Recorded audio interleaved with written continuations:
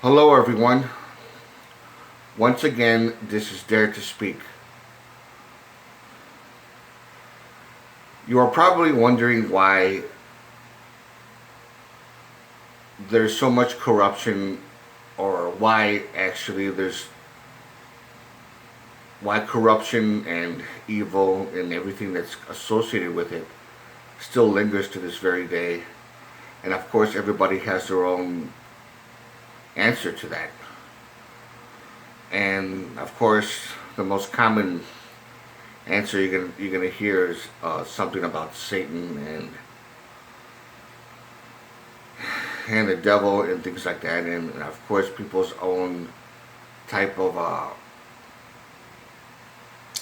explanation about quoting parts from the Bible like Revelation and things like that. And of course, every now and then someone even asks, why doesn't God get rid of the devil? Why doesn't he just destroy them? And the most common reply to that is he will, during the end times and things like that, which is kind of lame. Actually, it's pretty lame for anyone to think. And at first, I kind of struggled with it. When I used to believe in God, I thought there was true, but there was this nagging certainty that something wasn't right. So when I became an agnostic about 6 years ago, I would say about 6 years, I came across some information during my own personal research, and some of it I just found by chance. I was just lucky. It makes more sense to me this way. The reason why evil and corruption, hopelessness, the list goes on and on. Why is it so? Why does it still linger today? Why doesn't isn't any kind of justice? Where was God when this happened? And I've said this before in other videos that God doesn't exist, an all-powerful, all-knowing God that cares about humanity. That type of God does not exist to begin with, and that makes more sense. However, there is a supernatural or paranormal part to the reasons why there's so much evil and corruption. And this is something that science could actually explain, but it would have to be with the paranormal science, which is a branch of science that studies the paranormal, ghosts, hauntings, and stuff like that. As far as why it still lingers and things like that, the ultimate answer to that is because something that humanity is not doing correctly, and also things that we shouldn't be doing. The way we think and the way we behave is the reason why. We believe that there's a God that's gonna step in, defeat evil. Don't worry, he's gonna take care of it.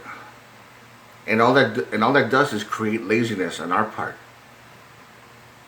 That it's not our job to do something. It is our job to do something about the corruption, about the evil that's happening in our world. It is our job. It's not the responsibility of some outside force. It's our responsibility, plain and simple. So if you look at it from that perspective, and you honestly believe that we as human beings have to take personal responsibility for what's happening in the world, that we could actually change the world. It's not God who has the responsibility to change the world. It's our responsibility. We want things to get better, that we have to do something about it. And certain suggestions that I actually would have is, one, there is no God. There never was one. There is no Satan. There never was one. Even though there's evil and there's evil diabolical entities, but they're all associated with extraterrestrials. It's all extraterrestrial. Sinister alien beings that are controlling this world. They are the main reason why, that's another main reason why there's so much evil and corruption. But we're led to think that it has to do with some kind of demonic or something, or that these so-called, if someone does believe in aliens who's religious, they're going to think that aliens are demons. And that's not the case at all. It's actually the other way around. These so-called demons are actually aliens. And this planet has been around for billions of years. And these sinister aliens have come to this planet millions of years before we did. Millions of years before we even existed on this planet. Secondly, another suggestion would be that if you take personal responsibility to know that we need to evolve as a race. We need to look at ourselves from a different point of view,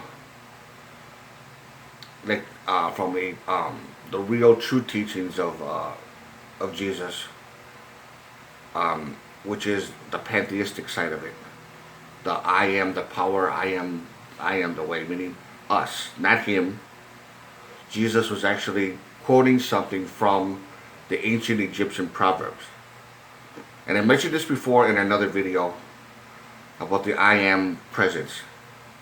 I am the light, meaning I am part of starlight. My power is from the cosmos. So I have to be in touch with the universe. That is the true teaching of Jesus that's been purposely distorted. And I mean purposely distorted. To make us believe that he's the one who's going to do all the work for us. Which in fact is not true. All it does is take away personal responsibility of us as a human race. With that being said, I just want you to just think about it. Think about what I just said. It may sound crazy, it may sound stupid to you. Maybe, I don't know. And for those of you who don't think it sounds stupid or crazy, just think about it.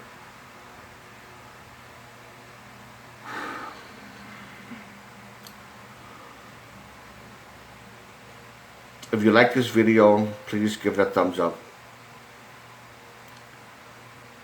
And drop any comments or any questions. You know what to do. And to all of you, take care.